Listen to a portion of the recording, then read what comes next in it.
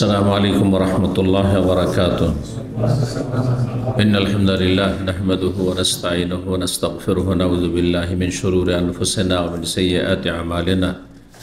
मन यहदिहिल्लाहु फला मुदिल्ल लहु व मन युद्लिल फला हादिय लहु व अशहदु अन ला इलाहा इल्लल्लाह वहदहु ला शरीका लहु व अशहदु अन्न मुहम्मदन अब्दुहु व रसूलुहु सल्लल्लाहु तआला अलैहि व अला आलिहि व सहबिहि व सल्लम तस्लीमन कसीरा। अम्मा बाद फ़क़द क़ाल इमाम बुख़ारी रहमहुल्लाहु तआला बाबुन ला तलाक़ क़ब्ल निकाह व क़ौलिल्लाहि तआला या अय्युहल्लज़ीना आमनू इज़ा नकहतुमुल मुअमिनाति सुम्मा तल्लक़्तुमूहुन्ना मिन क़ब्ल अन तमस्सूहुन्न फ़मा लकुम अलैहिन्ना मिन इद्दतिन तअतद्दूनहा फ़मत्तिऊहुन्ना वसर्रिहुन्ना सराहन जमीला।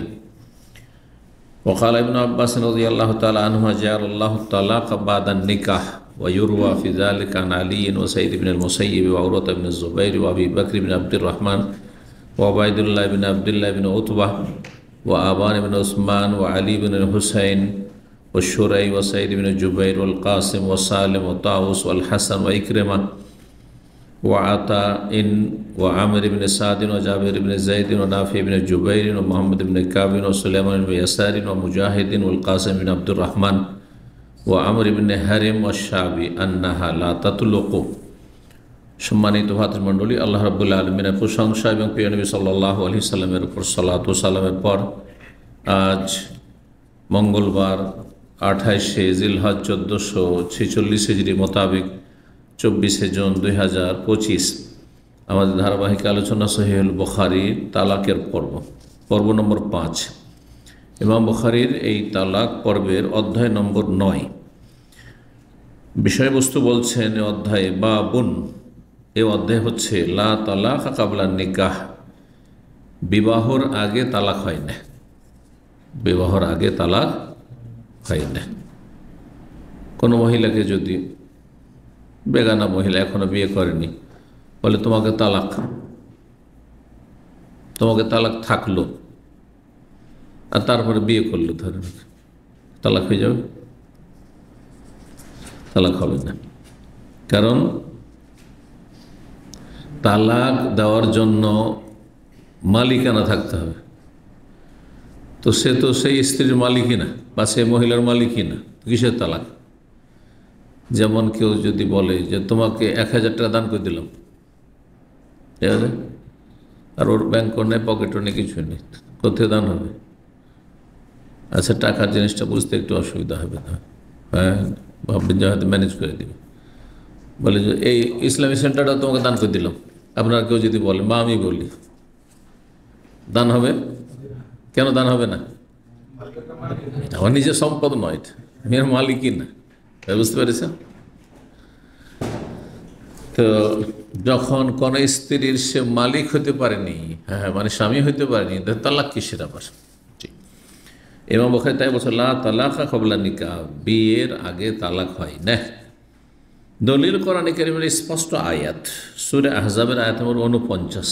আল্লাহ ইরশাদ করছেন ইয়া আইয়ুহাল্লাযীনা আমানু, হে ঈমানদারগণ, ইযা নাকাহতুমুল মুমিনাত, যখন তোমরা বিবাহ করবে কোনো মুমিন নারীকে বা তোমরা বিয়ে করবে মুমিন নারীদেরকে, সুম্মা তাল্লাকতুহুন্না, অতঃপর তাদেরকে তালাক দেবে। তাহলে তোমরা বিয়ে করবে, আল্লাহ বললেন, তারপরে তালাক দেবে, বিয়ের আগে তালাক হয় না।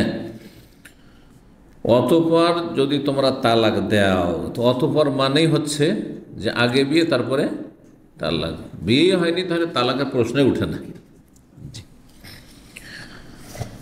সুম্মা তাল্লাকতুমুহুন্না মিন ক্বাবলি আন তামাসসুহুন্না, অতঃপর যদি তাদেরকে তালাক দাও, মানে বিয়ে করার পরে যদি তালাক দাও, তাদেরকে স্পর্শ করার পূর্বে, মানে তাদের সাথে সহবাসের পূর্বে। কোনো ব্যক্তি যদি কাউকে বিয়ে করে, বিয়ে করার পরে তার সাথে নির্জনতা হয়নি, সহবাস হয়নি, আর তালাক দিয়ে দেয়।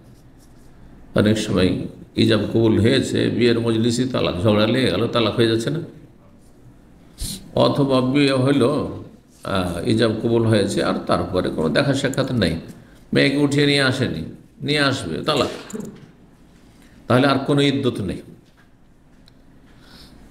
ইদ্যত 3 মাস, 3 মাস পরে যদি তালাক দেয়, তাহলে 3 মাস পরে তালাক। 3 মাস পরে যদি তালাক দেয়, তাহলে 3 মাস পরে তালাক। তাহলে আর কোনো ইদ্যত নেই। তাহলে আর কোনো ইদ্যত নেই। ইদ্যত 3 মাস, 3 মাস পরে যদি তালাক দেয়, তাহলে আর কোনো ইদ্যত নেই। তাহলে আর কোনো ইদ্যত নেই। কিসের জন্য? ইদ্দতের বিভিন্ন হিকমত রয়েছে।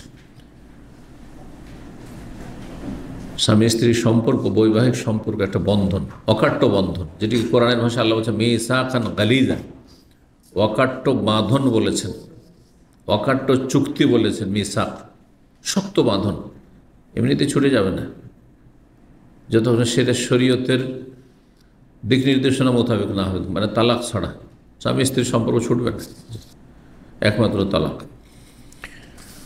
তো এটা স্বামী স্ত্রীর বন্ধন আছে, সুতরাং তার জন্য একটা সময় পার করতে হবে। এই নয় যে সাথে সাথে বিয়ে করে ফেললো।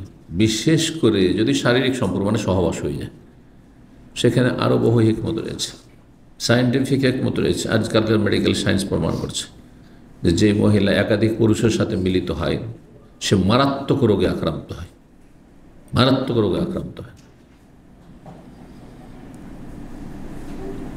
এটা কতদিন পর্যন্ত এই অ্যাকশনটা থাকে? 3 মাসিক পর্যন্ত থাকতে পারে। একবার মাসিক হলো, সহবাস পরে আরেকবার মাসিক হলো, আরেকবার মাসিক হলো, 3বার মাসিক হলে তারপরে অন্য পুরুষের সাথে মিলন হলে আগের পুরুষের সাথে যে মিলন হয়েছে এর জন্য কোনো ক্ষতির আশঙ্কা থাকে না। 14 বছর আগে ইদ্যত আল্লাহ রাব্বুল আলামিন 3 মাসিক, ওয়াল মুতাল্লাকাতু ইয়াতারাব্বাসনা বিআনফুসিহিন্না সালাসাতা কুরু, তালাক প্রাপ্তরা অপেক্ষা করবে, অন্য জায়গায় বিয়ে বসতে পারবেন সাথে সাথে, মানে ইদ্যত পার করবে। সালাসাত করু, 3 করু মানে 3 মাসিক, 3 মাসিক। কারণ 3 মাসিক না হয়ে একটা মাসিকও যদি হয় তবুও সেখানে ক্ষতির আশঙ্কা থাকতে পারে। আজকালকার সায়েন্স বলছে, ইসলাম 14 বছর আগে বলে গেছে। জি, কিন্তু যদি শারীরিক সম্পর্ক না হয় তাহলে এক তো তাদের মিল মহব্বত তেমন হয়নি, দেখা সাক্ষাৎই নেই, বিয়ে হয়েছে, তারপরে শারীরিক সম্পর্ক নেই, দাঁড়িয়ে কেন বসে? তো এই জন্য কোনো ইদ্যত নেই।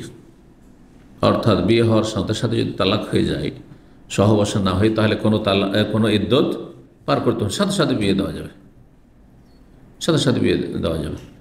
কিন্তু যতক্ষণ বিয়ের বন্ধনে আছে ততক্ষণ পর্যন্ত বিয়ের কোথাও চুক্তি করা যাবে না। আমরা তালাক করছি, তুমি ঠিক থাকো বিয়ের জন্য, না, কোনো কথা বলা যাবে না।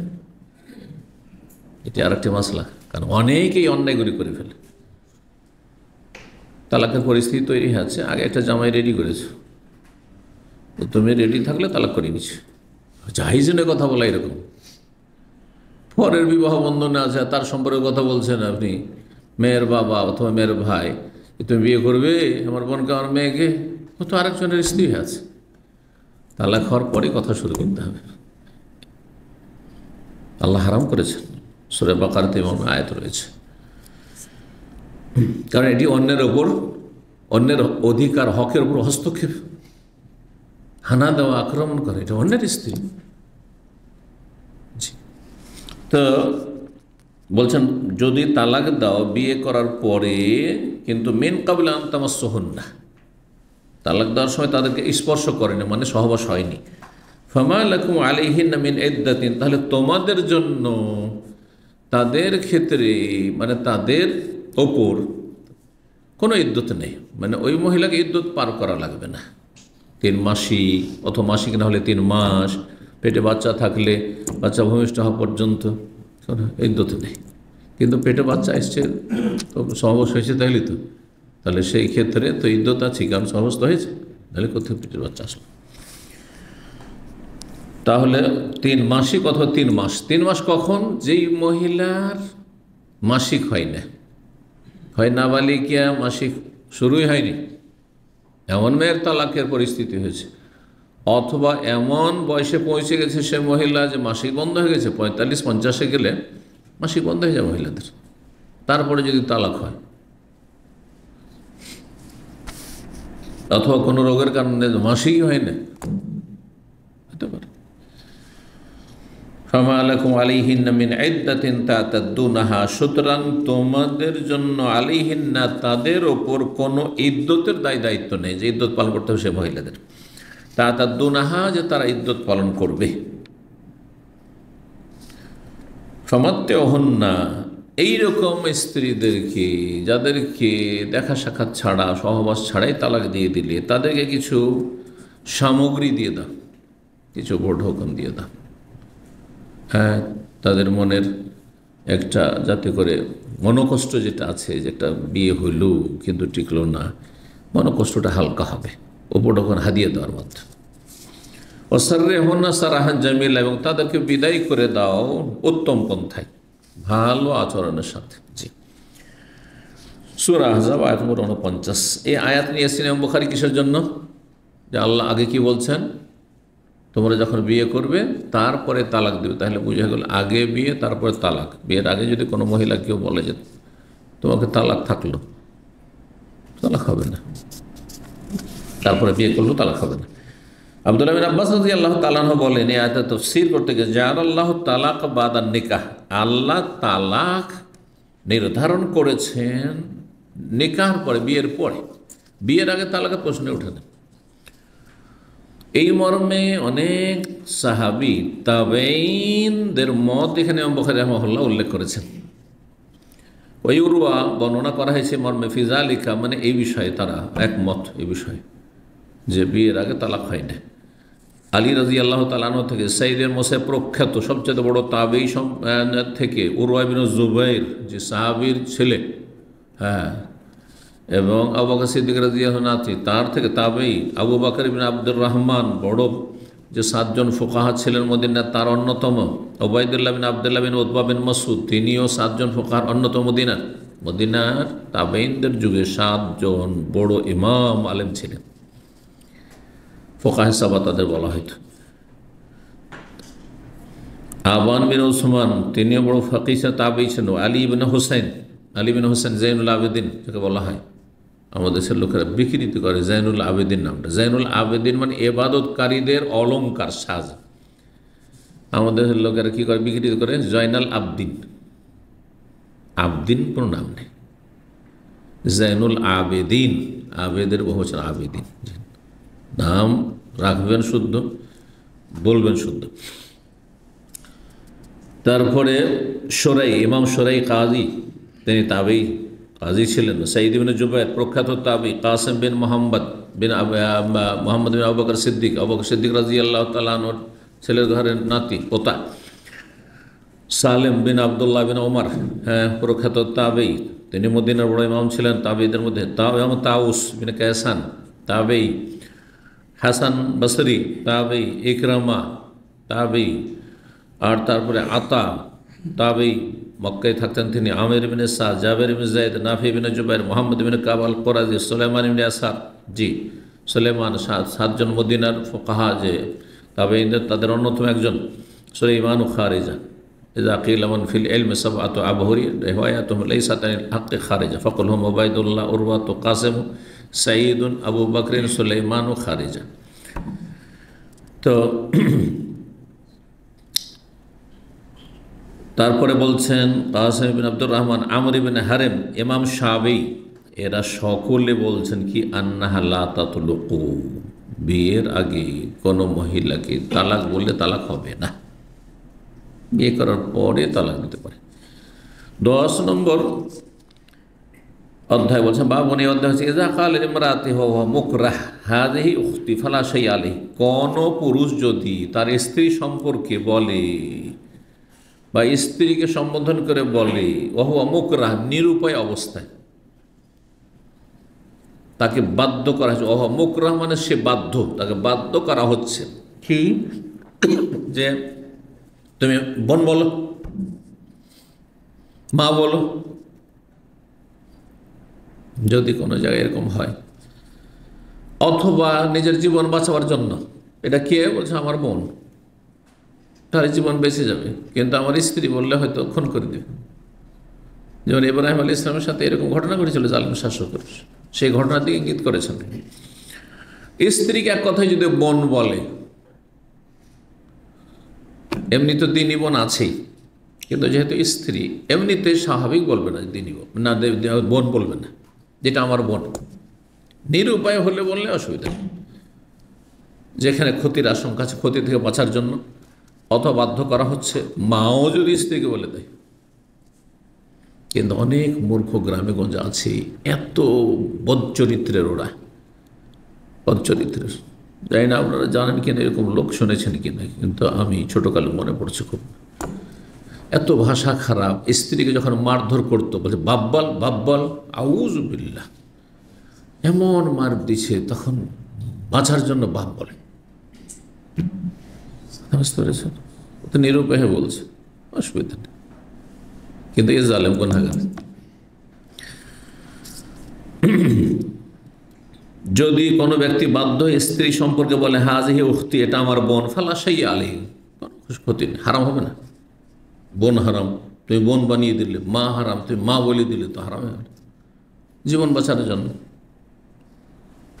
ক্ষতি থেকে বাঁচার জন্য নিরুপায় হয়ে বলতে বাধ্য করা হয়েছে। কালান নবী সাল্লাল্লাহু আলাইহি ওয়াসাল্লাম, নবী সাল্লাল্লাহু আলাইহি ওয়াসাল্লাম বলেন, এর দলিল বড় হাদিস, তার একটা অংশ শুধু নেই।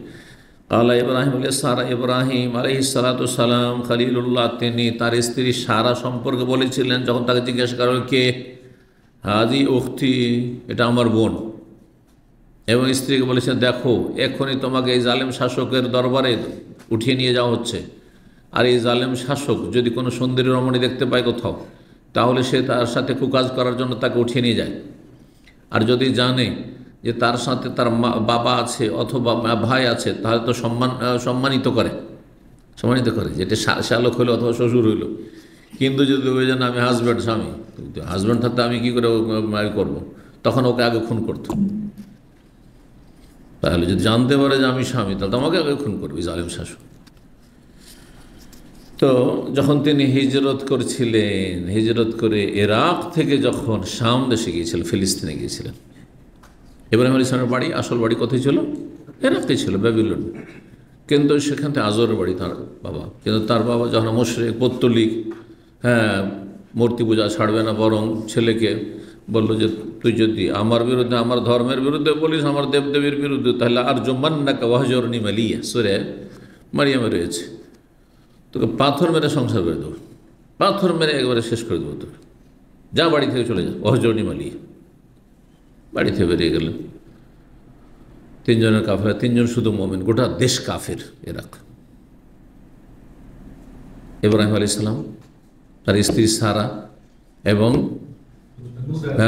ভাতিজা লূত আলাইহিস সালাম, জি। তো তারপরে গেলেন কোথায়? শাম দেশ, মানে শাম দেশের একটা মোবারক অংশ, বিশেষ করে ফিলিস্তিন, প্যালেস্টাইন, সেখানে। এই জন্য তারপরে ইব্রাহিম আলাইহিস সালামের বংশধর দেখা যায় যে এই ফিলিস্তিনের সাথে সম্পর্ক। ইব্রাহিম আলাইহিস সালামের ছেলে ইসমাইলকে মক্কা রেখে গেলেন, কিন্তু ইসহাক, ইসহাকের ছেলে ইয়াকুব, ইয়াকুবের ছেলে ইউসুফ, কিন্তু ইউসুফ আর মিসরে গেলেন। ওর ইতিহাস বলে যে ইউসুফ আলাইহিস সালামকে যখন কূপে ফেলা হলো, আর কীভাবে তিনি মিসরে পৌঁছলেন, ওই কূপ থেকে উঠে আল্লাহ মিসরে পৌঁছেন। কিন্তু মিসরও ইউসুফ আলাইহিস সালামের দেশ না, আর ইব্রাহিম আলাইহিস সালামের দেশ, আসল দেশ বা তার ছেলেদের দেশ।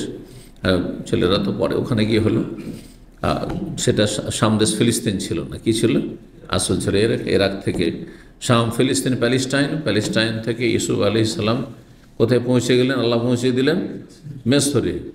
তা এই জন্য মিসর থেকে তারপরে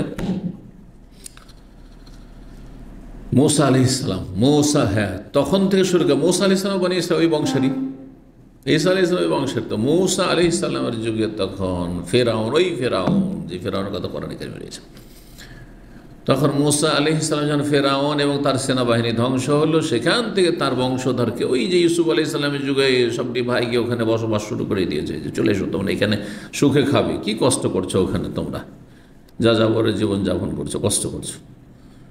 তো ওখানে তো ইউসুফ আলাইহিস সালাম থেকে নিয়ে মূসা আলাইহিস সালাম পর্যন্ত মিসরে, আর তারপরে মিসর থেকে তিহের ময়দান পার করে, লোহিত সাগরের অংশ পার করে তখন যে চলে আসলেন।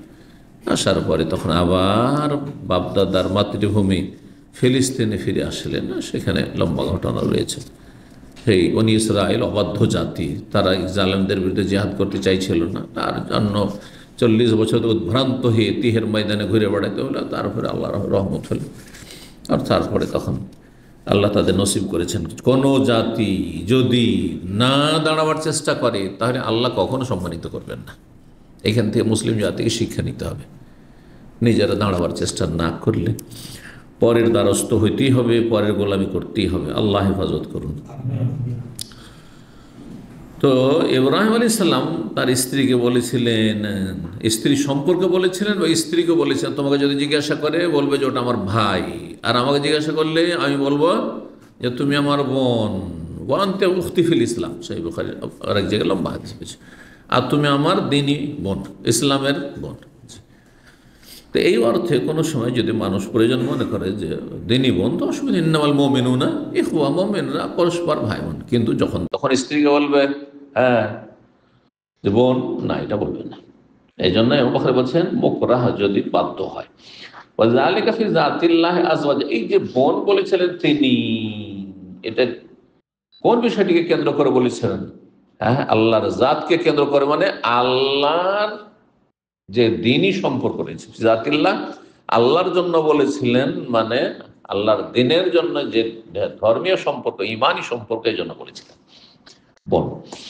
11 নম্বর অধ্যায়, এখানে কোনো হাদিস নিয়ে আসেনি, শুধু এক ছোট্ট হাদিসের অংশটুকু। তাতে বলছেন বাবু তালাক ফিল ইগলাকি ওয়াল কুরহি ওয়াস সাকরানি ওয়াল মাজনুনি ওয়া আমরিহিমা ওয়াল গালাতি ওয়ান নিসয়ানি ফিত তালাক ওয়াশ শিরকি ওয়া গায়রিহি লিকাউলিন নবী সাল্লাল্লাহু আলাইহি ওয়াসাল্লাম আমালু বিন-নিয়্যাহ ওয়া লিকুল্লি ইমরিইন মা নাওয়া। ওয়া তাআলা শাওবি রাহিমাহুল্লাহু তাআলা রাব্বানা লা তুআখিযনা ইন নাসিনা ওয়া আখতানা। বলছেন ইমাম বুখারী, এই অধ্যায় হচ্ছে আত-তালাকু ফিল ইগলাকি ওয়াল কুরহি। ইগলাক মানে কি? আগলাকা ইগলাক মানে বন্ধ করা। আগলাকা ইগলাক মানে কি করা? বন্ধ করা। যেমন আগলেকিল বাব, শুদ্ধ আরবি মানে দরজা বন্ধ করো, বুঝে নেই আরবিটা? আর এই অঞ্চলের একটা আঞ্চলিক আরবি আছে, সাক্কেরিল বাব। সাক্কেরিল বাব না, জি। আর একটা আরবি সুক্কাল বাব, মাতৃভাষা আছে, ওর মানে বন্ধ করা। এসুক্কুল আজান মানে যখন প্রচন্ড বেগে যখন কেউ কোনো আওয়াজ হয়, তখন মানে কানের পর্দা ফেটে গেল, আর কান বন্ধ হয়ে গেল, তো ওখান থেকে সুক্কাল বাব। আর সাক্কারা মানে বন্ধ করা, হ্যাঁ, সুক্কেরা তাবসারও না। এই জন্য শুকুর মানে নেশাগ্রস্ত হয়, কারণ নেশাগ্রস্ত হলে মানুষের বিবেকটা যেন কি হয়ে যায়, তালা বন্ধ হয়ে যায়, বিবেকহীন হয়ে যায়। ওখান থেকে নেশাগ্রস্ত ব্যক্তিকে সাকরান বলা হয়। তো নেশাগ্রস্ত অবস্থায় সালাতের কাছে যাবে না। তো সাক্রিল বাব মানে বন্ধ করা।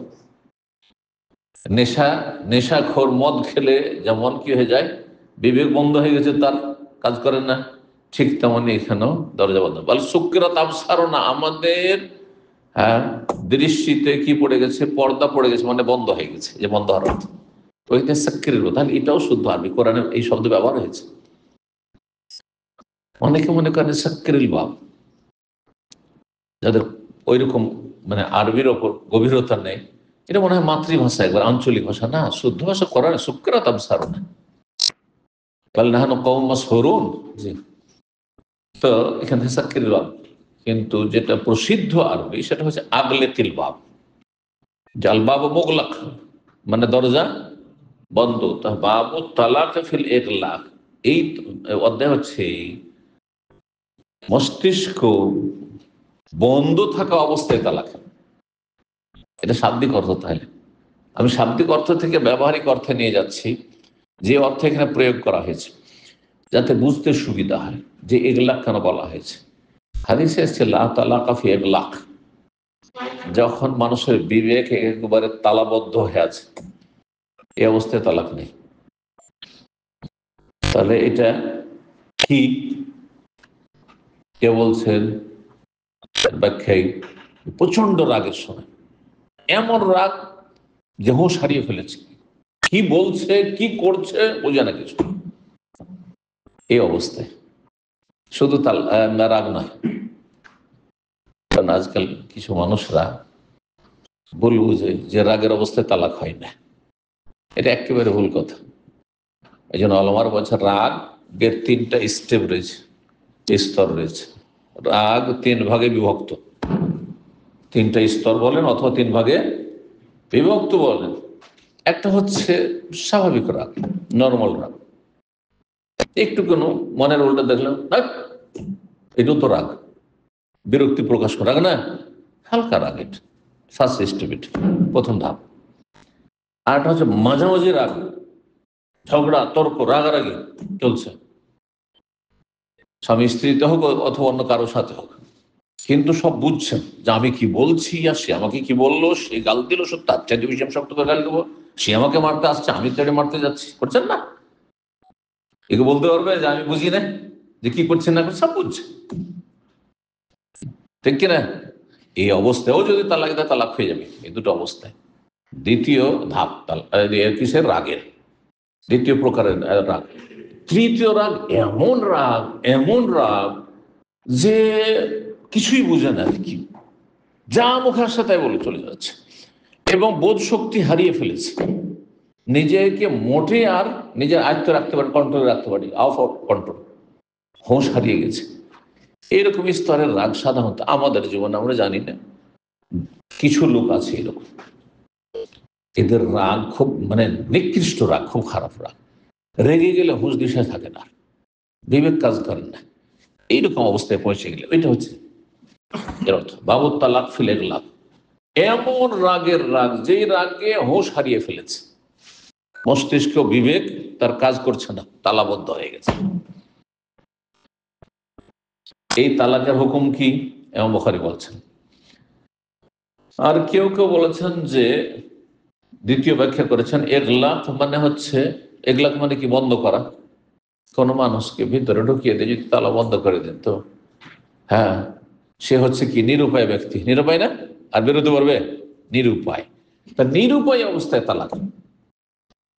মেয়েকে রাখবেন না, আমাদের দেশে এইসব ঘটে, কিন্তু মনোমালিন্য হয়েছে, অথবা জামাই পছন্দ না, জামাই পরিবার পছন্দ না, শ্বশুর বাড়ি গিয়েছে, ও তো গিয়েছে মনে করছে যে আমোদ ফুর্তি করে শ্বশুর বাড়ি গিয়ে খাবো থাকবো, আর গিয়ে ঘরে বন্ধ করে বলছে যে বেটা এক্ষুনি তালাক দে, লেখ, হ্যাঁ দে, সাইন কর, না হলে টিপসই তালাক হবে।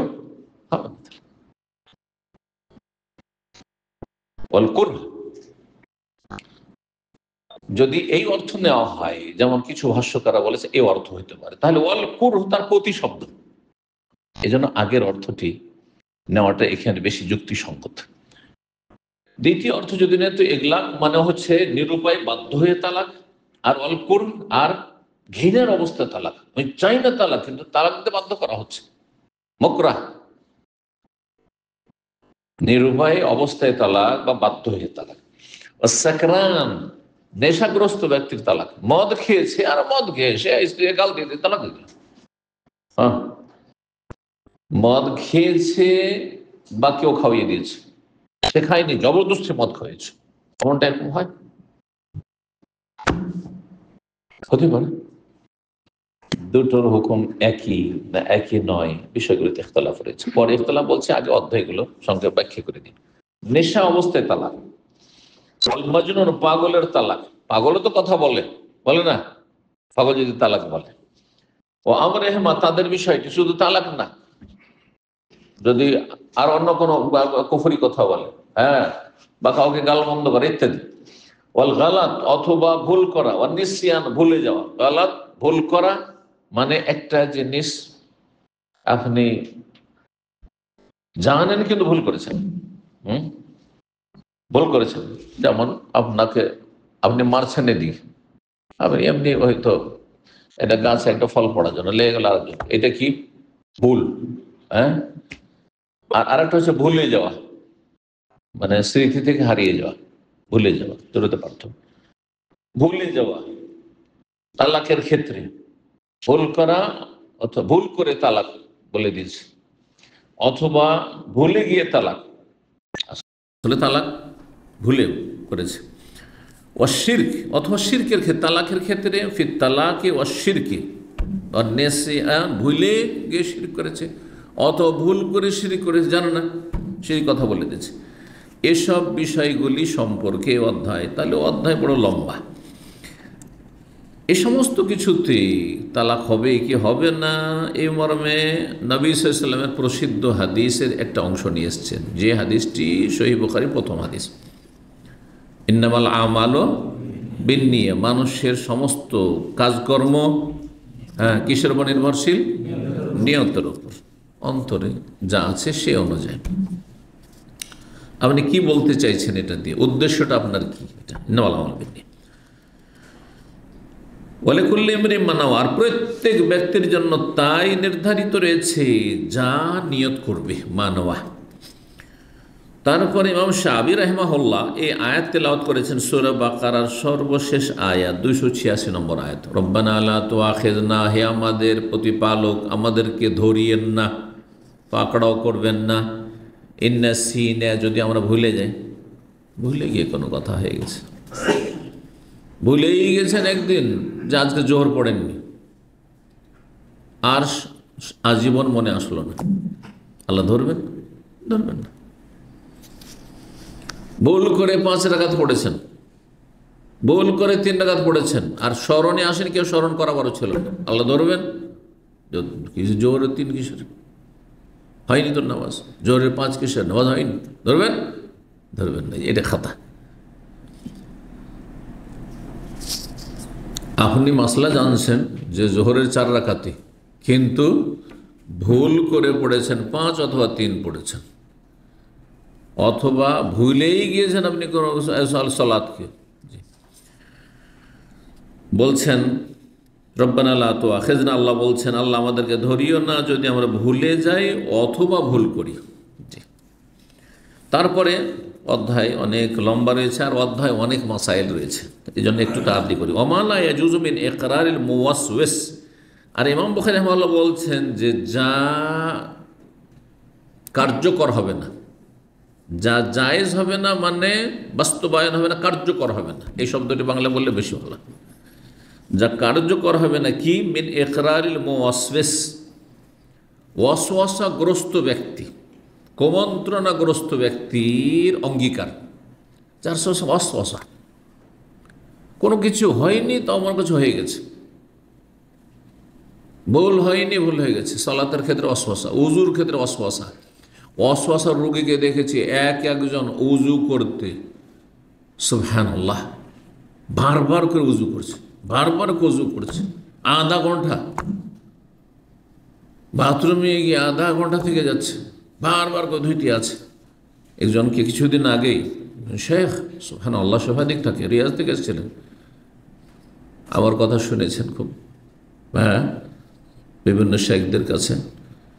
একসময় ধর্ম মন্ত্রণালয়ে তিনি দায়ী হিসেবে চাকরি করেছেন, আল্লাহু আকবার, কিন্তু ওয়াসওয়াসার রোগে আক্রান্ত।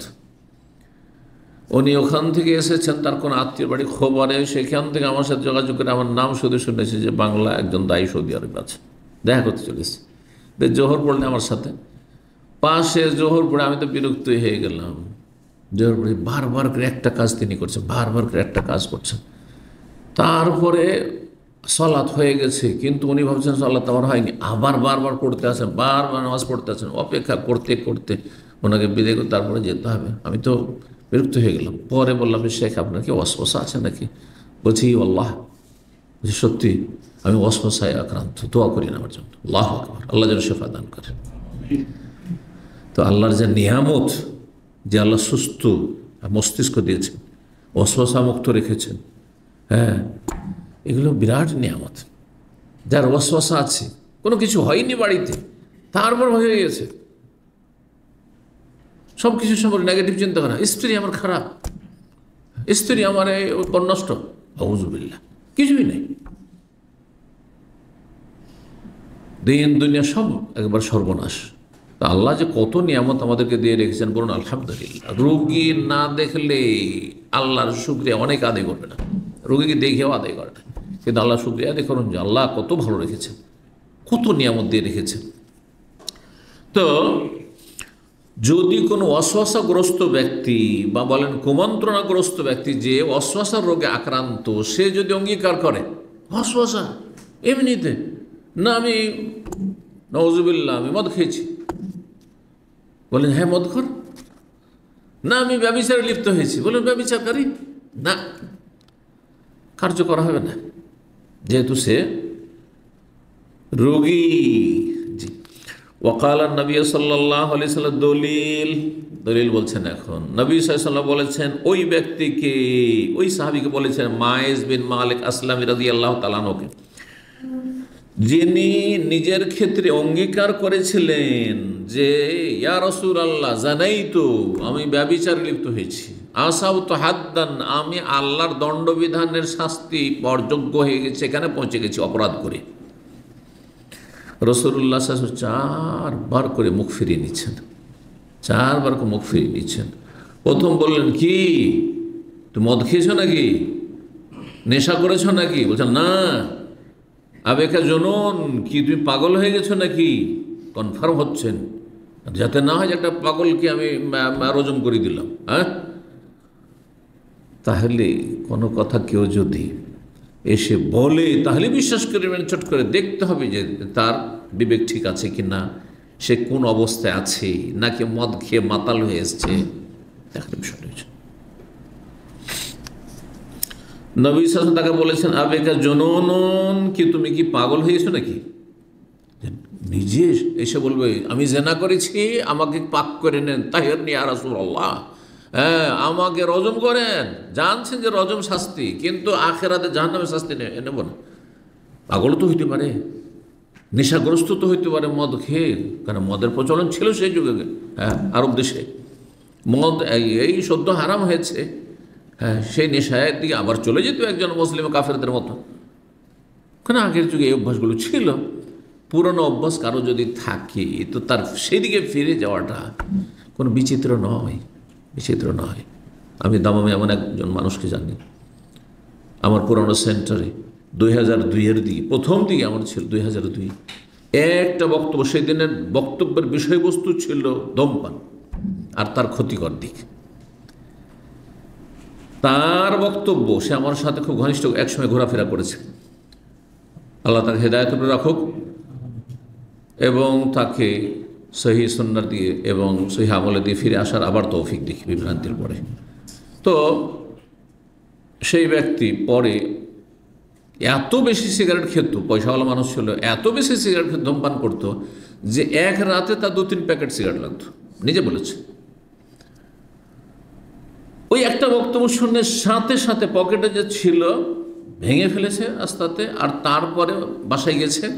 বাসায় যাওয়ার পরে আপ্রাণ চেষ্টা করেছে সিগারেট খাবো না, কিন্তু সারা রাত তার ঘুম আসে না সেই নেশাতে, নেশার তাড়নায়। যারা নেশাগ্রস্ত তারা বুঝে যে কি কষ্ট, প্রথম প্রথম কষ্ট হবে, কারণ আপনি যে খারাপ অভ্যাস করেছেন সেখান থেকে ফিরে আসা অত সহজ নয়। রাত 2-3টের সময় বলছে পাশে পাকিস্তানি এক থাকতো আমার রুমে, পাশের রুমে, তার ঘরে গিয়ে রাত 3টাতে নক করছি দিয়ে, তখন সে তো অবাক হয়ে আতঙ্কিত হয়ে সে দরজা খুলেছে। তো বলছে তুমি ভাই করিও না, তোমার কাছে একটা সিগারেট আছে? নাউজুবিল্লাহ, নিজে বয়ান করেছে, আল্লাহ হেদায়েত হওয়ার পরে বয়ান করেছে এই ঘটনাগুলি। বলছে হ্যাঁ আছে। একটা সিগারেট দিলেও খেলাম, তারপরে তখন আমার ঘুম আসে। তারপর চিন্তা করলাম আমি তওবা করলাম, তওবা তো নসুহাজে করতে পারলাম না, আবার ফিরে যে গেলাম, আবার শক্ত হইলাম, তওবা করলাম। 5-7 বছর তওবা করে তার তওবা ঠিকই ছিল। তারপরে হঠাৎ করে 5-7 বছর 8 বছর আমার দেখা নেই তার সাথে, তার ইসলামিক সেন্টারে আসা বাদ দিয়েছে যে কোনো কারণে হোক না কেন। তো তারপরে সে দেখি যে একবার হঠাৎ করে দেখা, উমরা করতে এসছে, দেখা এই উমরা অফিসে। তো দেখছি যে মুখ যেমন সিগারেট খোরদের কালো হয়ে থাকে ওইরকম কালো হয়ে আছে, চেহারাটা ওইরকম কালো হয়ে গেছে।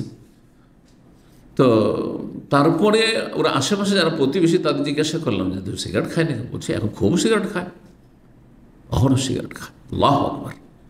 ওই যে একটা নেশা ছিল, যদি ইস্তেকামা দিনের ওপর অবিচল না হন, অটল না হন, তো আবার ফিরে যাওয়ার খুব সম্ভাবনা রয়েছে, খুব বেশি সম্ভাবনা রয়েছে, মনে রাখবেন। এই জন্য যারা প্রথম থেকে ফিতরাতের ওপর আছে, ইসলামী ফিতরাতের ওপর, নেচার, ইসলামী নেচারের ওপর আছে, যে পাপের কাছে ধারে কাছে যায়নি, তাদের কাছে পাপ খুবই ঘৃণার। কিন্তু যে একবার গিয়েছে তার সেদিকে ফিরে যাওয়াটা অনেকটা সম্ভব রয়েছে। আল্লাহ হেফাজত করুন। তো নবী সাল্লাল্লাহু আলাইহি ওয়াসাল্লাম ওকে কি বলেছিলেন, তুমি কি পাগল? আলী রাদিয়াল্লাহু তাআলা আনহু, আরেকটি রিওয়ায়াত, আলী রাদিয়াল্লাহু তাআলা আনহু বলছেন, একটি ঘটনা বর্ণনা করছেন। কার? তার চাচা নবী সাল্লাল্লাহু আলাইহি ওয়াসাল্লামের চাচা হামজা ইবনে আব্দুল মুত্তালিব, হামজা রাদিয়াল্লাহু তাআলা। নবী সাল্লাল্লাহু কয় চাচা ইসলাম গ্রহণ করেছিলেন? দুই চাচা, হামজা আর আব্বাস। হামজা আগে ইসলাম গ্রহণ করেছেন এবং হামজা রাদিয়াল্লাহু মক্কায় ওমর রাদিয়াল্লাহু তাআলার মতো প্রভাবশালী ব্যক্তি ছিলেন এবং বীর পুরুষ ছিলেন। যেমন ওমরকে ভয় করতো মক্কার কাফেররা, হ্যাঁ, তেমনি হামজাকে খুব ভয় করত। বীর যোদ্ধা মানুষ ছিলেন। ওদের শহীদ হয়েছেন রাদিয়াল্লাহু তাআলা, সৈয়দুশ শুহাদা, তাকে বলা হয় সৈয়দুশ শুহাদা। জি জি। তো হামজা রাদিয়াল্লাহু তাআলা মক্কায় তো ঘরে ঘরে মদ ছিল সেই সময়, আর মদ হারামও হয়নি। মদিনায় এসে নবী সাল্লাল্লাহু মদিনা আসার পরে মদ হারাম হয়েছে। তো হামজা রাদিয়াল্লাহু তাআলা মদ খেয়ে নিয়েছেন আর মদ খেয়ে নেশাগ্রস্ত হয়েছেন। নেশাগ্রস্ত হওয়ার পরে আলী রাদিয়াল্লাহু তাআলা দুটো স্ত্রী ছিল, দাতা স্ত্রী, যেগুলির বাচ্চা দেবে, এইরকম স্ত্রীকে জবাই করে ফেলেছে। নেশা অবস্থায় মদ খেয়ে ভাতিজার দুটি স্ত্রীকে ওঠে গিয়ে জবাই করে ফেলেছে। ওই কথা বলছেন আলী রাজা বলছেন বর্ণনা করে, বাকারা হামজা তো খাওয়াসেরা সারে ফাইয়া, আমার চাচা হামজা রাদিয়াল্লাহু তাআলা আমার দুটো স্ত্রীর পার্শ্বদেশকে চিরে ফেলেছিল, বিদীর্ণ করেছিল, ফেড়ে দিয়েছিল। পার্শ্বদেশ যখন কি করতে হয়, পেট থেকে নাড়ি ভড়ি বের করতে হয়, কি করতে হয় না, পার্শ্বদেশকে চিরে দিতে হয়, পেটকে চিরে তারপরে তখন নাড়ি ভড়ি বের করতে, এই কাজ করেছিলেন, অর্থাৎ জবাই করে দিয়েছিলেন। নবী সাল্লাল্লাহু আলাইহি ওয়াসাল্লাম যখন জানতে পারলেন যে অন্যায় কাজ করেছে আমার চাচি, আলীর ওঠ, নিজের ওঠ নয়, এইভাবে জবাই দুটো ওঠকে জবাই করে দিয়েছে। ফাতাফিকান নবী ইয়ালু হামজা, নবী সাল্লাল্লাহু আলাইহি ওয়াসাল্লাম এসে চাচা হামজা রাদিয়াল্লাহু তাআলা আনহুকে ভর্ৎসনা করতে লাগলেন, তিরস্কার করতে লাগলেন, মানে বকাবকি করতে লাগলেন। যেটা মানুষের কাজ হলো, এটা কেমন কাজ হলো, অন্যের স্ত্রীকে এইভাবে জবাই করে দিলেন আপনি বিনা কাজে। ফাইজা হামজা, তো তখন হামজাকে দেখছেন কাদ সামেলা, সে নেশাগ্রস্ত হয়ে গেছে। সামেলা মানে সাকেরা, শুক্র, নেশাগ্রস্ত। মোহাম্মরাতুন আইনাহু, তার দুই চোখ লাল হয়ে আছে, মদ খেয়ে চোখ দুটো লাল হয়ে রয়েছে। সুম্মা কাল হামজা, হামজাকে যখন বকাবকি একটু শুরু করেছেন নবী সাল্লাল্লাহু আলাইহি ওয়াসাল্লাম, তিরস্কার করছেন, তখন হামজা বলছে, ওয়াল আনতুম ইল্লা আবিদুন লি আবি, আরে তোমরা কে, আমার বাবারই তো তোমরা দাস, আমার বাবার গোলাম, আর আমার সাথে কথা বলতে এসছো। বাবার গোলাম, তার বাবাকে, হামজার বাবাকে আব্দুল মুত্তালিব, নবী সাল্লাল্লাহু আলাইহি ওয়াসাল্লাম দাদা। কিন্তু কি বলছে যে আমার বাবার তোমরা কি গোলাম, আর আমার সাথে কথা বলতে এসছো, আমাকে বকাবকি করতে এসছো, তিরস্কার করতে এসছো, গোলাম বানিয়ে দিলেন নবী সাল্লাল্লাহু আলাইহি ওয়াসাল্লাম আর আলীকে। তখন নবী সাল্লাল্লাহু আলাইহি ওয়াসাল্লাম বুঝতে পেরেছেন যে না, এ কি মাতাল হয়ে আছে, এর মাথা ঠিক নেই। তো যখন এই কথা বলা, ফারাফান নবী সাল্লাল্লাহু আলাইহি ওয়াসাল্লাম, তখন নবী সাল্লাল্লাহু আলাইহি ওয়াসাল্লাম উপলব্ধি করলেন, বুঝতে পারলেন আন্নাহু কাদ সামিলা, এ নেশাগ্রস্ত হয়ে গেছে, মাতাল হয়ে আছে। ফাখারাজা, তখন সেখান থেকে বেরিয়ে পড়লেন। ওখারাজ, আমরাও কয়েকজন সাহাবী ছিলাম নবীর সাথে, আমরাও সেখান থেকে বেরিয়ে পড়লাম যে এ নেশাগ্রস্ত ব্যক্তি থেকে দূরে চলে যাওয়া ভালো। কারণ এ এখন আমাদেরকে কি বলছে, ওর বাপের দাস বলছে, গোলাম বলছে, হ্যাঁ, কোনো সময় আর খুন করে দিতে পারে, মেরে দিতে পারে না। তো এই জন্য যারা এই চরিত্রের লোক, তাদের থেকে দূরে থাকা ভালো, সবসময় দূরে থাকতে হবে। ওয়ারি জানিল জাহিলি, পাপীরাই মূলত জাহিল, কিন্তু মূর্খতার মেলা স্তর আছে। যে আল্লাহ সম্পর্কে জানে না, সে আল্লাহর দিন সম্পর্কে জানে না, সেও মূর্খ। হ্যাঁ, আর সবচেয়ে বড় মূর্খ হচ্ছে যে আল্লাহর প্রতি বিশ্বাসী নয়, আল্লাহর প্রতি বিশ্বাসী নয়। আর যত পাপী আছে সবাই মূর্খ। আল্লাহ সম্পর্কে যদি জানার মতো জানতো তাহলে পাপে লিপ্ত থাকতো না। ও আরিজ আনিল জাহিলিন, আল্লাহ বলছেন যে মূর্খদেরকে এড়িয়ে চলো। কারণ কুকুরে কামড় দিতে পারবে, কিন্তু কুকুরকে তুমি কামড় দিতে পারবে? তাহলে কুকুর ঘেউ ঘেউ করলে কি করতে হবে? কুকুরকে মারার ব্যবস্থা থাকতে হবে, নাহলে কুকুর থেকে দূরে থাকতে হবে, কুকুর থেকে দূরে থাকতে হবে। ওসমান রাদিয়াল্লাহু তাআলা আনহু বলেন, হ্যাঁ হ্যাঁ, এখানে কি করেছে, নেশাগ্রস্ত অবস্থায় হামজা ওটগুলি জবাই করে দিয়েছে। এখানে আর একটা মশলা চলে আসবে, তালাকের মশলা আলাদা, তালাকের মশলা ভিন্ন বিষয়। কিন্তু ধরেন কারো উট নেশা অবস্থায় বা পাগল, ধরেন পাগলই কাউকে খুন করে দিয়েছে, ঠিক কিনা, অথবা কারো ক্ষয়ক্ষতি করে দিয়েছে, কাউকে মেরে দিয়েছে, কারো বাড়িতে চুরি করে নিয়েছে, ডাকাতি করে নিয়েছে, বলছে কোনো গুনাহ নেই। পাগলের তো গুনাহ নেই, নেশাগ্রস্ত অবস্থায় করেছে, ও তো বুঝে না যে এটা চুরি করলাম, দরকার নিয়ে নিয়েছে, কিন্তু তাই বলে ক্ষতিপূরণ দিতে হবে না? ক্ষতিপূরণ দিতে হবে কি না? ক্ষতিপূরণ দিতে হবে। কিন্তু তালাকের বিষয়, তালাকটা শুধু সেই ব্যক্তির সাথে জড়িত না, তার স্ত্রীর সাথে জড়িত।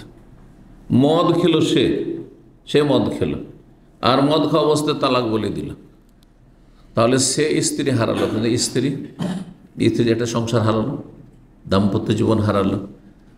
সুতরাং মদ খেয়ে নেশা অবস্থায় তালাক দিলে তালাক হবে কি হবে না বিষয়তে বড় ইখতিলাফ রয়েছে। এখানে শুধু তার বিষয় নয়, এখানে যেমন কেউ যদি নেশাগ্রস্ত অবস্থায় বা পাগল অবস্থায় কারো বাড়িতে চুরি করে নেয়, কারো ভাঙচুর করে, তাহলে ক্ষতিপূরণ দিতে হবে, তার ধন সম্পদে ক্ষতিপূরণ দেওয়া হবে। কেন অন্য কেউ ক্ষতিগ্রস্ত হয়? ঠিক ওই রকমই ওইখানে তালাক দিচ্ছে, ওই স্ত্রী কেন ক্ষতিগ্রস্ত হবে? যদিও তালাকের বিষয়টিতে দুটো মত রয়েছে, পরে বলছি। তো তারপরে উসমান রাদিয়াল্লাহু তাআলা আনহু বলেন, খলিফা উসমান, তৃতীয় খলিফা রাদিয়াল্লাহু তাআলা আনহু, লাইসা লিমাজনুনিন ওয়ালা লিসাকরান তালাক, পাগলের আর নেশাগ্রস্ত ব্যক্তির তালাক হয় না। তাহলে উসমান রাদিয়াল্লাহু তাআলা আনহুর ফতোয়া ছিল যে পাগলের যেমন তালাক হয় না, পাগল যদি বলে স্ত্রীকে, বিবাহিত ব্যক্তি পাগল হয়ে গেছে, তালাক তালাক তালাক তালাক হবে? তালাক হবে না। আচ্ছা, নেশাগ্রস্ত ব্যক্তি মদ খেয়ে এসছে আর তার তালাক তালাক বলছে, তালাক হবে কি হবে না? হ্যাঁ, দেখি আইডিয়ার একটা ফতোয়া দেন দেখি।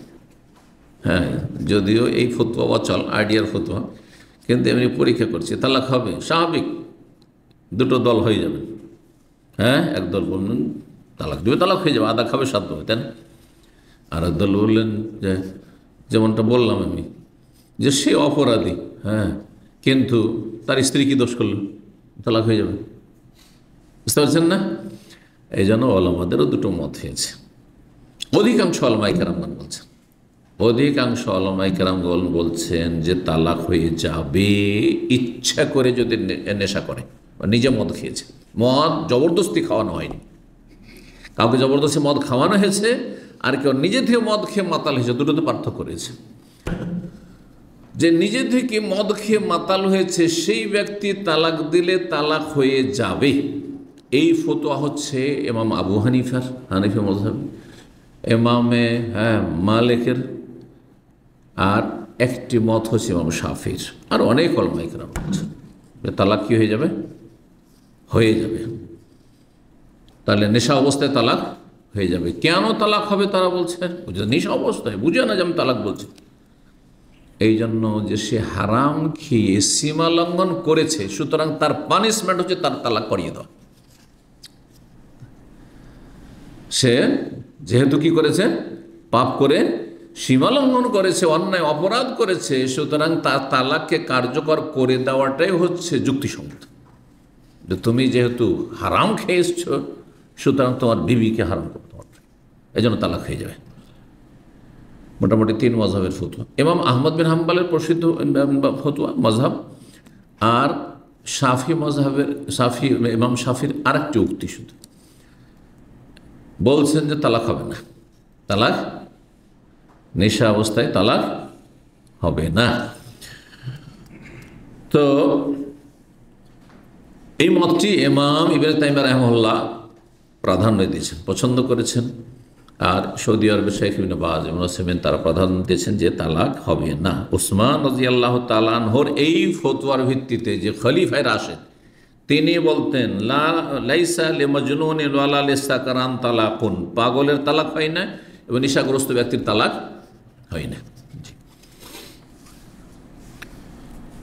আর যদি নেশা করিয়ে দেওয়া হয়, কাউকে জবরদস্তি নেশা করিয়ে দেওয়া হয়েছে, ধৈর্য বেঁধে তাকে মদ খাইয়ে দেওয়া হয়েছে, তারপরে মাতাল হয়ে গেছে, বাড়ি এসছে তো তালাক দিয়ে দিয়েছে, তালাক হবে? সবার কাছে তালাক হবে না, কারণ এখানে তার কোনো দোষ নেই। জি, কিন্তু যে ব্যক্তি নিজের স্বেচ্ছায় মদ খেয়ে মাতাল হয়েছে, সেই ব্যক্তি যেহেতু অপরাধী, সেজন্য একদল ওলামাদের কাছে কি হয়ে যাবে, তার শাস্তি স্বরূপ তালাক হয়ে যাবে। আব্দুল্লাহ বিন আব্বাস রাদিয়াল্লাহু তাআলা আনহু বলেন, তালাকুস সাকরান ওয়াল মুস্তাকরাহ লাইসা বিজায়েজিন। ইবনে আব্বাসের মত এটি যে নেশাগ্রস্ত ব্যক্তির তালাক আর নিরুপায় ব্যক্তির তালাক, নিরুপায় ব্যক্তি মানে যাকে কি করা হয়েছে, বাধ্য করা হয়েছে, যাকে বাধ্য করা হয়েছে এমন ব্যক্তির তালাক লাইসা বিজায়েজিন, কার্যকর হবে না, কার্যকর হবে না। তাহলে উসমান রাদিয়াল্লাহু যেটি মত সেটি হচ্ছে ইবনে আব্বাস রাদিয়াল্লাহু তাআলা আনহুর মত। ওয়াকাল উকবা বিন আমের, সাহাবী উকবা বিন আমের রাদিয়াল্লাহু তাআলা বলেন, লা ইয়াজুজু তালাকুল মুওয়াসওয়িস, ওয়াসওয়াসার রোগে আক্রান্ত ব্যক্তির তালাক কার্যকর হবে না। ওয়াসওয়াসা মানে করেছি করিনি, করেছি করিনি, যেটা করেনি সেটাকে মনে করেছি, যেটা করেছে সেটাকে মনে করিনি, এরকম যে ওয়াসওয়াসার রোগী। ওয়াসওয়াসা যদি খুব বেশি থাকে, হালকা সামান্য ওয়াসওয়াসা না, খুব বেশি ওয়াসওয়াসা আক্রান্ত থাকে, তাহলে তার তালাক হবে না। ওকবা নামের কথা। ওয়াকালাতা ইমাম আতা মাক্কি রাহিমাহুল্লাহ প্রখ্যাত তাবী, তিনি বলে, এজা বাদা বিত তালাক ফালাহু শারতুহু, যদি তালাক আরম্ভ করে, তালাক দেয় কেউ, তাহলে ফালাহু শারতুহু, তার শর্ত সাপেক্ষ তালাক হবে। কেউ যদি শর্ত সাপেক্ষ তালাক দেয়, যদি কেউ বলে তুই যদি বাবার বাড়ি যাস, অনেক প্রবাসীর এরকম কাজ করে, ওই স্ত্রীকে শুধু রেখে দিয়েছে বাপ মায়ের খেদমতের জন্য, এমন মূর্খ প্রবাসী কিছু আছে। স্ত্রীকে সেজন্য নিয়ে এসছে, ও আমার বাপ মায়ের খেদমত করবে, তাদের খেদমতের কেউ নেই, বোনগুলো বিয়ে দিয়ে দিচ্ছি, বাবনগুলো তো বোন, একটা বউ লাগবে, বউ যেন তার বাড়ির দাসী, তার বাবার দাসী, তার মায়ের দাসী, তার 14 গোষ্ঠী, তার ভাই বোন সবার দাসী। আর এখান থেকে শুধু ডান্ডা করছে, ঝুলাচ্ছে, যে তুই যদি যাস তোর বাপের বাড়ি তাহলে তালাক, তালাক হয়ে যাবে। আচ্ছা, ফালাহু শর্ত, যেমন শর্ত লাগাবে, তুই যদি মার্কেটে যাস তাহলে তালাক, তুই এই কাজ করলে তালাক, শর্ত লাগালে সেই শর্ত অনুযায়ী তালাক হয়ে যাবে। ইমাম আতা বলেন, ওয়াকালা নাফে, ইমাম নাফে বলেন, তাল্লাকা রাজুল ইমরাত আলবাত্তাতে ইন খারাজাত, জনৈক ব্যক্তি তার স্ত্রীকে শক্ত তালাক দিচ্ছে, আলবাত্তা মানে শক্ত, অকাট্য তালাক মানে 3 তালাক, কারণ অনেক ওলামাদের কাছে 3 তালাক দিয়ে 3 তালাক হয়ে যাবে, এর আগে বলেছি। তো একজন ব্যক্তি সে তার স্ত্রী কি করেছে, আলবাত্তা তালাক মানে অকাট্য তালাক, 3 তালাক দিয়ে ফেলেছে। ইন খারাজাত, শর্ত লাগে কি, বাড়ির বাইরে গেলেই তোকে তালাক, চরমপন্থী, অমুক জায়গায় গেলেই তালাক, তুই অমুক বিয়েতে গেলি তালাক, তোর বোনের বাড়ি বিয়েতে গেলি তালাক, এই কাজ করলেই তালাক, এই যে শর্ত লাগিয়েছে। ফাকাল ইবনে ওমর, আব্দুল্লাহ ইবনে ওমর রাদিয়াল্লাহু তাআলা আনহু বলেন, ইন খারাজাত, যখন এই শর্ত লাগিয়েছে যে বাড়ি থেকে বেরোলেই তালাক, তাহলে সে যদি বাড়ি থেকে বেরিয়ে যায়, ফাকাত বুত্তাত মিনহু, তাহলে সে অকাট্য তালাকে বিচ্ছিন্ন হয়ে যাবে, মানে 3 তালাকে হয়ে যাবে। কারণ তার বাবা ওমর রাদিয়াল্লাহু তাআলা আনহু তার খেলাফত আমলে প্রথম 2 বছর পরে তিনি এটাকে কার্যকর করেছেন যে 3 বললে 3 হয়ে যাবে। কিন্তু নবী সাল্লাল্লাহু আলাইহি ওয়াসাল্লামের জামানায়, আবু বকর সিদ্দিক রাদিয়াল্লাহু তাআলার জামানায়, তারপরে ওমর রাদিয়াল্লাহু খেলাফতের প্রথম 2 বছর কি ছিল, হাদিস শুনেছি কিন্তু মনে আছে না, তালাকুস সালাস ওয়াহিদা, একসাথে যদি এক মজলিসে বসে 3 তালাক দেয় তো একটি হইতো। জি, কিন্তু ওমর রাদিয়াল্লাহু তাআলা সেটি রাষ্ট্রীয় আইন হিসাবে শাস্তিমূলক, তাজির শাস্তিমূলক আইন চালু করেছিলেন, যে যারা বেশি বাড়াবাড়ি করে তালাক দিচ্ছে, সুন্নত হচ্ছে একটি তালাক দেওয়া, আর তারপরে তুমি ছেড়ে দাও, ব্যাস। এই দুধ পার হলে তুমি বিচ্ছিন্ন হয়ে গেলে, সে অন্য জায়গায় বিয়ে বসতে পারবে, কিন্তু তুমি তালাক দিবে একসাথে 3 তো 3, এটা করেছিলেন তিনি। ওয়াইনলাম তাখরুজ, আর যদি বাড়ি থেকে না বেরোয়, বইলে রেখেই দিয়েছেন, ধরেন আপনি যে তুই যদি কারো বাড়িতে যাস, তাহলে তালাক, ও গেলই না, আপনার কথা শুনে থাকবেন, গেলেই তালাক, বাজারে গেলেই তালাক, অমুকের সাথে কথা বললেই তালাক, হ্যাঁ, তো দুলা ভাইয়ের সাথে কথা বললি তালাক। যদি এমন কেউ করে, কথা বললো না, তালাক হবে না। ওয়াইলাম তাখরুজ, বাড়ি থেকে যদি না বেরোয় ফালাইছে বেশাই, তাহলে কিছুই না, তালাক হবে না, সারা জীবন তালাক হবে না। কিন্তু ওই কাজটা করে দিলে তালাক হয়ে যাবে।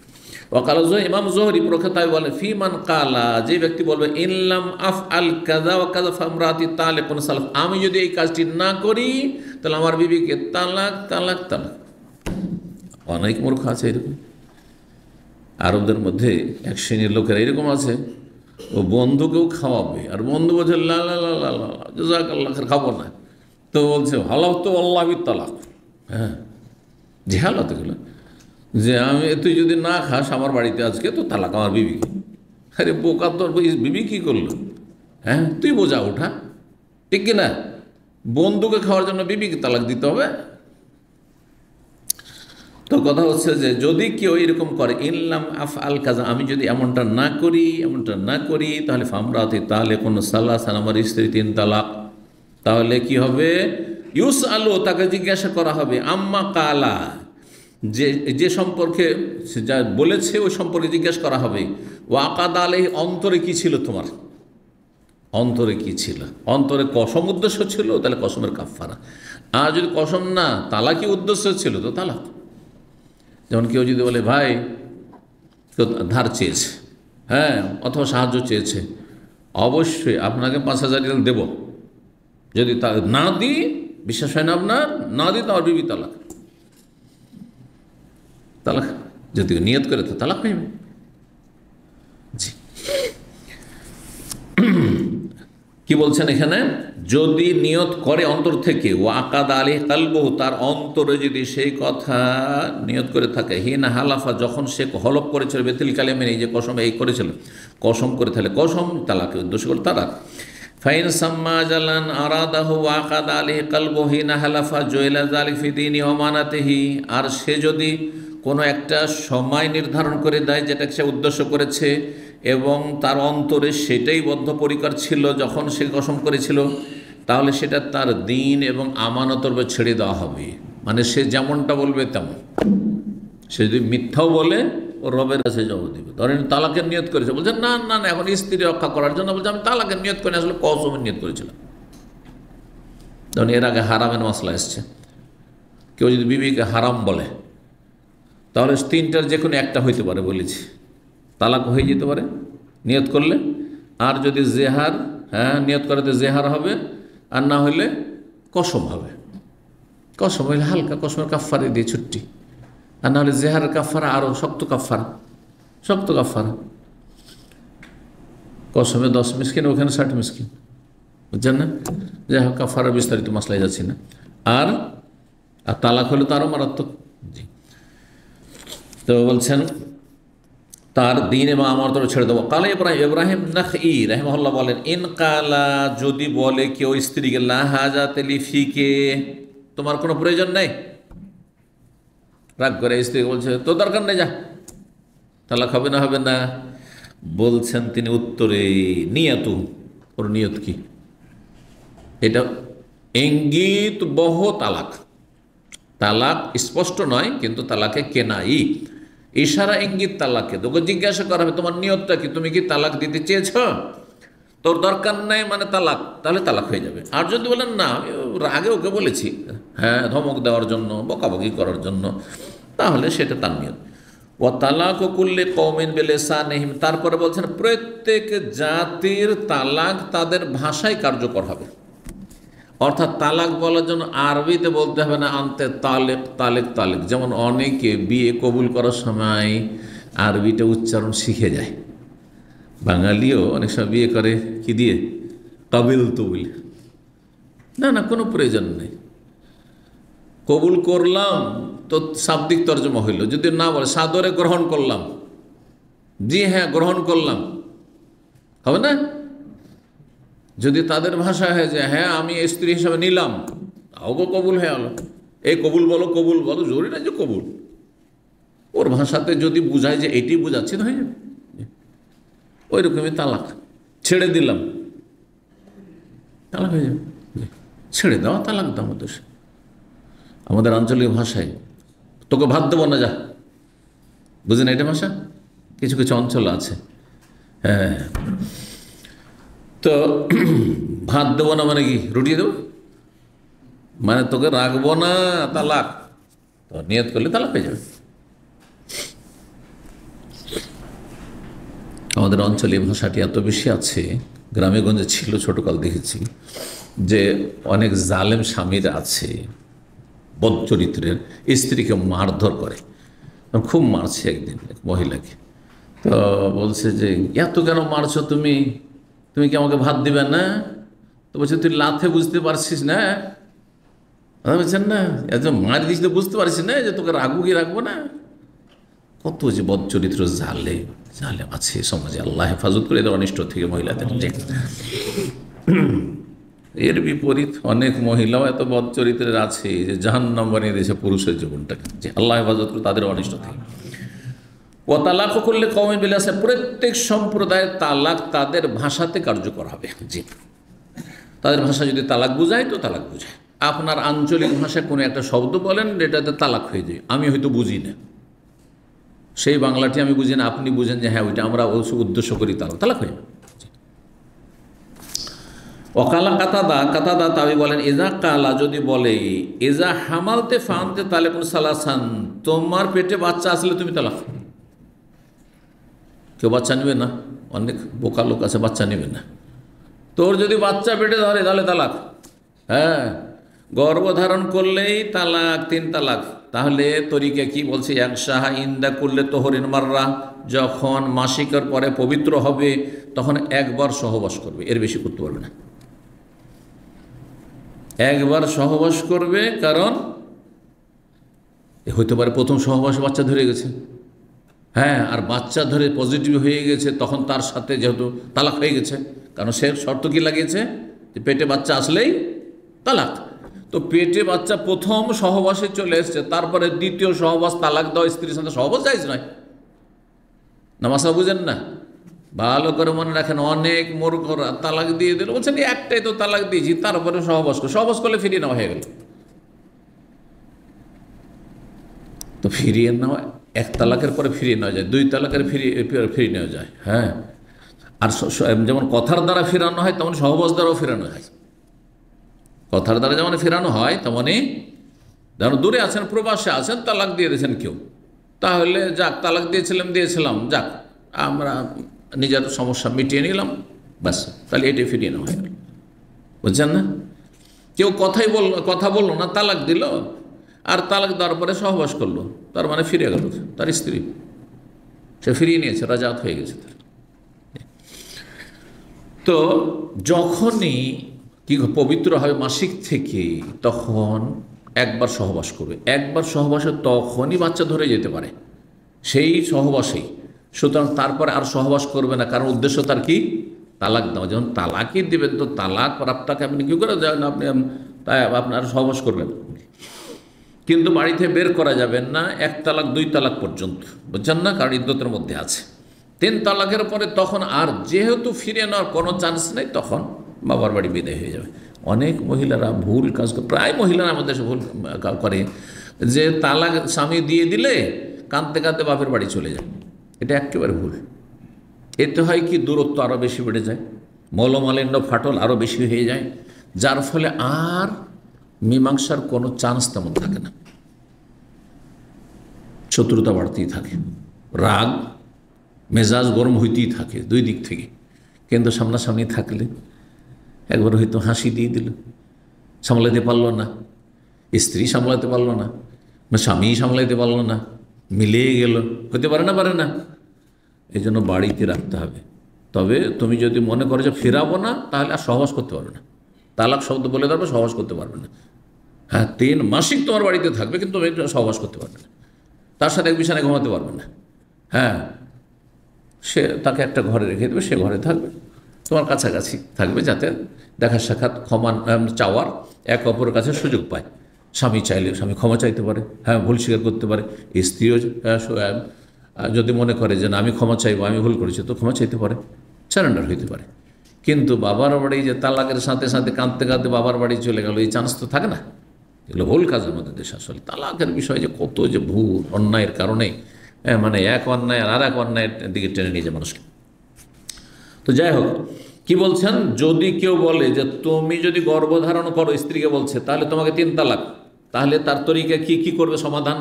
এক শাহাইন্দা করলে তোহরিন মাররা, প্রত্যেক পবিত্রতার শুরুতে একবার সহবাস করবে।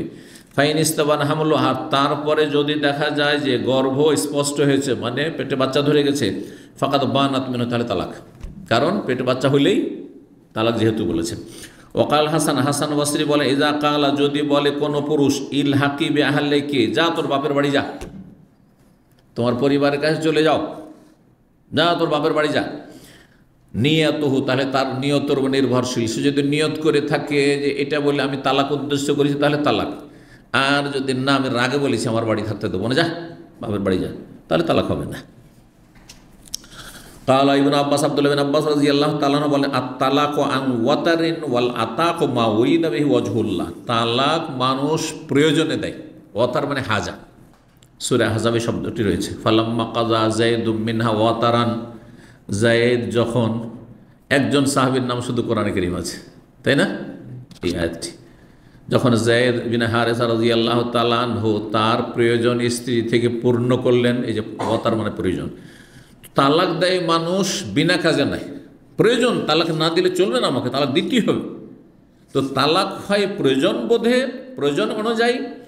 ওয়াল আতাকো, আর গোলাম স্বাধীন করা হয়, আপনার দাস দাসী আছে, স্বাধীন করছেন আপনি, মা উরিদা বিহি ওয়াজহুল, আল্লাহ সন্তুষ্ট, নেকির জন্য, নেকির জন্য করছেন। তালাক নেকির জন্য দেওয়া হয় না, তালাক নেকির জন্য নয়। তালাক কিসের জন্য? প্রয়োজনে, স্ত্রীকে রাখা যাবে না, বা তালাক নিচ্ছে কোনো মহিলা, এই স্বামীর সাথে থাকা যাবে না, সেই জন্য তালাক, জি প্রয়োজনে। কালা ইমাম জোহরি বলে, ইজা ইন কালা মা আনতে বে ইমরাতি, কোনো ব্যক্তি যদি বলে তুমি আমার স্ত্রী না, অনেকে এরকম বলে, তুই আমার কেউ না, তোর সাথে আমার কোনো সম্পর্ক নেই, তাহলে নিয়ত থাকলে তালাক হয়ে যাবে। বলছে তুমি আমার স্ত্রী না বলে নিয়ত, তার নিয়ত নির্ভরশীল, নিয়ত যদি থাকে তালাক তো তালাক। ওয়াইন নাওয়া তালাক আর ফাওয়া মানাওয়া, সে যদি তালাকের নিয়ত করে এই কথা বলে যে তুমি আমার স্ত্রী না, তাহলে সে যা নিয়ত করেছে সেটাই কার্যকর হবে। আলী রাদিয়াল্লাহু তাআলা আনহু বলেন, আলাম তালাম, বলেছিলেন সম্বোধন করে উমর রাদিয়াল্লাহু তাআলা আনহুকে। উমর রাদিয়াল্লাহু তাআলা আনহু যেহেতু একজন পাগলকে শাস্তি দিচ্ছিলেন, তখন বললেন যে আপনি কি জানেন না এই হাদিসটি, যে আন্নাল কালামা রফিআন সালাসা, আল্লাহর কলম লিখনি উঠিয়ে নেওয়া হয়েছে 3 শ্রেণীর মানুষের ওপর থেকে, মানে আল্লাহ ধরবেন না। আনিল মাজনুন, পাগল ব্যক্তিকে আল্লাহ পাকড়াও করবেন, হাত্তা ইউফিক, যতক্ষণ পর্যন্ত হুঁশে না ফিরে আসবে, হ্যাঁ বুদ্ধিমত্তা যতক্ষণ না ফিরে আসবে। ওয়ানিসাবি, নাবালককে আল্লাহ ধরবেন না, হাত্তা ইউদ্রেকা, যতক্ষণ সাবালক না হবে তাকে ধরবেন না, কিন্তু তার অভিভাবক বাপ মাকে দেখাশোনা করতে হবে না, ভালো প্রতিপালন করতে হবে না। আর্থিক ক্ষতি করে দিলে তাহলে ক্ষতিপূরণ দিতে হবে, ক্ষতিপূরণ দিতে হবে তাকে বা তার অভিভাবককে। ওয়ানিন নায়েমে, ঘুমন্ত ব্যক্তিকে আল্লাহ ধরবেন না, তার উপর থেকে কলম উঠিয়ে নিয়েছেন, হাত্তা ইয়াস্তা, যতক্ষণ জেগে না আসবে। অনেকে ঘুমের অবস্থায় কুফরি কথা বলে দেয়, গাল দিতে থাকে, উল্টো পাল্টা কথা বলতে থাকে। অনেকের ঘুম এত ভারী, যদি ঘুম থেকে জাগান তো অশ্লীল ভাষায় গাল দিতে লাগে, কারণ দিনে অশ্লীল ভাষায় গাল দেওয়া অভ্যাস যাদের, বিশেষ করে জানি এরকম লোক আমি ছোটোকাল থেকে দেখছি, গালাগালি করছে, যে জাগাচ্ছে গালাগালি করছে। গুনাহগার হবে না? গুনাহগার হবে না সে, কারণ কলম তার উপরে তো উঠিয়ে নেওয়া হয়েছে। তবে চিকিৎসার ব্যবস্থা হয়, চিকিৎসা করতে হবে। কাল আলী রাদিয়াল্লাহু তাআলা বলে, কুল্লু তালাকিন জায়েজ ইল্লা তালাকুল মাতুহ, সমস্ত তালাক কার্যকর হবে, তবে যে পাগল, হ্যাঁ, বা আধা পাগল, মাতুহ আধা পাগলকে বলে। আধা পাগল যদি পাগল, সবসময় পাগল থাকে না, তাহলে দেখতে হবে যে কোন সময়টাই তালাক দিয়েছে, যেই সময় তালাক দিয়েছে সেই সময় পাগল ছিল কিনা, তাহলে তালাক হয়ে যাবে। আর সুস্থ বিবেক সম্পন্ন ছিল তাহলে তালাক না, পাগল অবস্থায় হলে তালাক হবে না। আর যদি দেখা যায় না সুস্থ ছিল ওই সময়, মাঝে মাঝে পাগল হয়, মাঝে মাঝে সুস্থ থাকে, এরকম বেশ কিছু লোক আছে, তখন তালাক হবে। প্রত্যেক তালাক কার্যকর হবে, একমাত্র পাগলের তালাক হয় না। 5269 নম্বর হাদিস বর্ণনা করছেন আবু হুরায়রা রাদিয়াল্লাহু তাআলা আনহু, নবী সাল্লাল্লাহু আলাইহি ওয়াসাল্লাম বলেন, ইন্নাল্লাহ তাজাওয়াজান উম্মতি, আল্লাহ মাফ করেছেন, ক্ষমা করে দিয়েছেন আমার উম্মতকে। কি সম্পর্কে? মা হাদ্দাসাত বিহি আনফুসুহা, তাদের মনে যেসব কথা উদয় হয় সেগুলি আল্লাহ মাফ করে দিয়েছেন। মনে মাঝে মধ্যে গুনার কথা আসলো, মনে শয়তানি কথা আসলো, মনে ধরেন কুফরি কথা আসতে পারে মনে, হ্যাঁ জি আল্লাহ নাউযুবিল্লাহ। এই জন্য হাদিস আছে যে এই শয়তান, ইবলিস শয়তান গুমরাহ করতে চেষ্টা করে, বলে আল্লাহ তো তোমাকে সৃষ্টি করেছে, তাহলে আল্লাহকে কে করলো? হ্যাঁ, আল্লাহ কিভাবে? যদি এই কথায় আসে তাহলে তখন কি করবে? থেমে যাও এবং শয়তান থেকে আশ্রয় কামনা করা হাদিসে রয়েছে।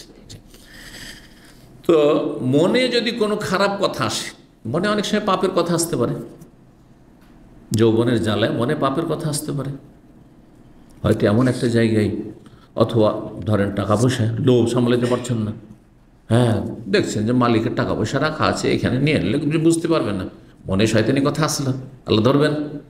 কিন্তু ওইটাকে যদি অন্তরে ধরে রাখেন, তারপরে চেষ্টা করলেন চুরি করতে ব্যর্থ হইলেন, তাহলে ধরবে। কিন্তু মনেই থাকলো, চুরি করতে পারলেন না, কিন্তু চেষ্টা যে ছিল আর অন্তরে সেটাকে ধারণ করে রেখেছে, অন্তরে আসলো আর গেল, মনে একটা খারাপ কথা আসলো যে এই কাজটি আমি করবো, পাপটা করবো, আর তারপরে করলেন না, করতে পারলেন না, তাহলে আল্লাহ ধরবেন না। যতক্ষণ মালাম তামাল, যতক্ষণ পর্যন্ত সেটাকে কাজে পরিণত করবে না, আওতাতাকাল্লাম অথবা মুখে বলবে না, কুফরি কথা মুখে বললো না, আর মনে যেসব কথা আসলো কাজ করার কথা, খারাপ কাজ পাপ করার কথা, পাপ করলো না, তাহলে আল্লাহ ধরবেন না। কাতাদা বলেন ইজা তাল্লাকা ফি নাফসি ফালাইসা বিশাই, কেউ যদি মনে মনে তালাক দেয়, মানে মুখ মনে মনে, মানে আবার নয় মানে জিহ্বা নড়িয়ে নয়, ঠোঁট নড়িয়ে নয়, আস্তে করে নয়, মনে মনে মানে নাফসে, এখানে মনে আসলো রাগ হয়েকে তালাক দিবি না, মুখে বললো না, এইখানে তালাক হবে? তালাক হবে না যতক্ষণ মুখে না বলবে অথবা হাতে কলমে না লিখে দিলে কিন্তু তালাক হয়ে যাবে। সময় যথেষ্ট হয়ে গেছে, সুতরাং এখানে আজকে আমরা রেখে দিচ্ছি। ইনশাআল্লাহ তাআলা আবার আগামী পর্ব জুমার দিন আল্লাহ তৌফিক দিলে, আল্লাহ রাব্বুল আলামিন যেন আমাদেরকে তৌফিক দান করেন ভালো কাজের, এবং আল্লাহ দিন দুনিয়া যেন বরকত দান করেন, সমস্ত বালা মুসিবত থেকে, অনিষ্ট থেকে আল্লাহ হেফাজত রাখেন, যাতে কল্যাণ রয়েছে আল্লাহ সেটারই যেন তৌফিক আমাদেরকে সবসময় দান করেন। জাযাকুমুল্লাহ খাইর। সুবহান রাব্বিকা রাব্বিল ইজ্জাতি আম্মা ইয়াসিফুন ওয়া সালামুল মুরসালিন ওয়া আলহামদুলিল্লাহি রাব্বিল আলামিন।